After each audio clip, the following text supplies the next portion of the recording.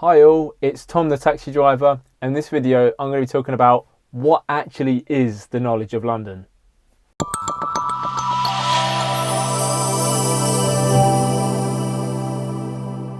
So what actually is the knowledge?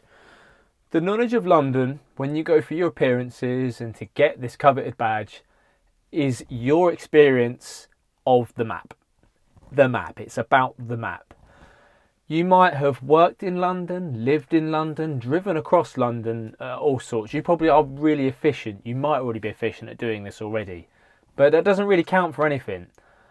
It's how you can translate the map to the examiner. You should be able to know the nuances, if you pull a piece of string across that map, how that line that you're mentally drawing as you call out the roads sits on that map. And that's the nth degree that you need to know.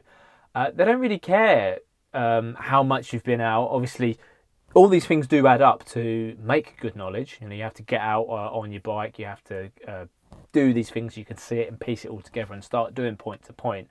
But largely, it is point to point and the appearances that demonstrate your knowledge of London. Just going through some of my notes here. And it's like now I've done the knowledge, I don't drive like I drive on the map anymore. It's one of the most confusing things actually. When you first get out in the cab, you've been learning it by the map. You can call the most straightest line possible, but as soon as you get a passenger on board, that line kind of goes out the window.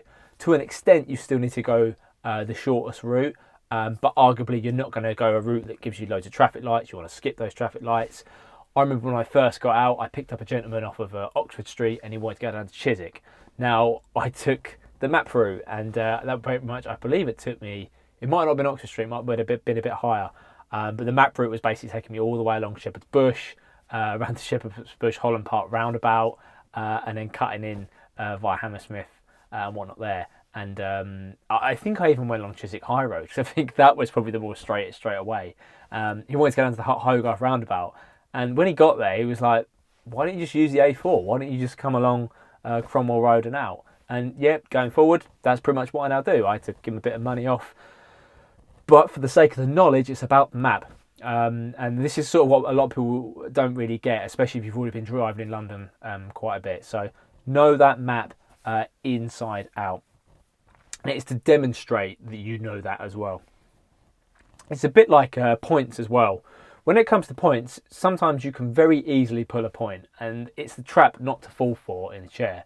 The examiner might give you, let's just say, I've got to think one with a restriction ideally.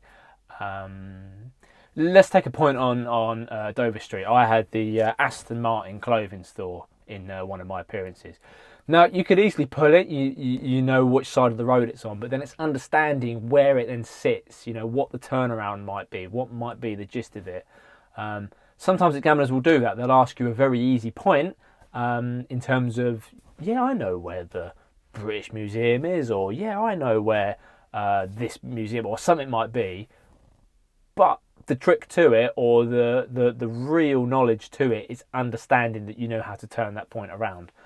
So really only pull that point if you know that you can get in, get out. If you can't leave on the right, can you leave on the left, go down the road, do your spin and then take it back the other way. Otherwise it's pointless, excuse the pun, to pull the point if the examiner's going to try to send you the other direction and you can't do that spin. And in terms of demonstrating your knowledge, what's really incredible about it, and I kind of thought about this earlier, is that, well, firstly, the whole process of the knowledge, of course, you've got to go out, you've got to learn it, convert it, and then demonstrate it. So go out, get it on the bike, learn it, sit at home, do it in front of the map. That's partly converting it as well, putting it into your brain, so it's no longer just maps and roads, it's all up here in your brain. And when it's here, you then have to process it and then demonstrate it to the examiner. Demonstrating is arguably the most important.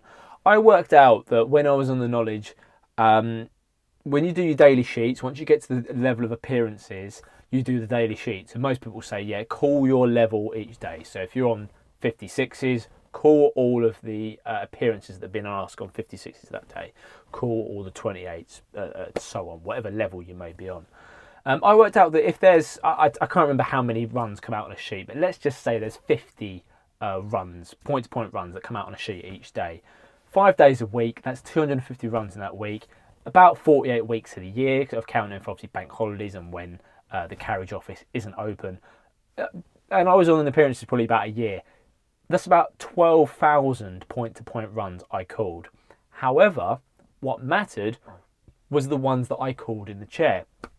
Now, thinking about that, I had 13 appearances. There's 4 questions each appearance.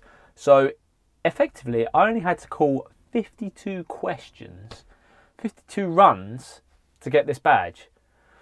Now, of course, that's only the tip of the iceberg. You still have to do a lot of work to get to that point of those 52 appearances. But what I'm trying to say there, 52 questions. What I'm trying to say is it's you demonstrating your knowledge. That is the knowledge. So there's a lot of work that goes on behind the scenes. There's a lot to convert it into the map and how you see it on the map. But largely, it's how you demonstrate it in the room. That is the knowledge. Your interpretation of that map, and that you know the nuances of that map inside out.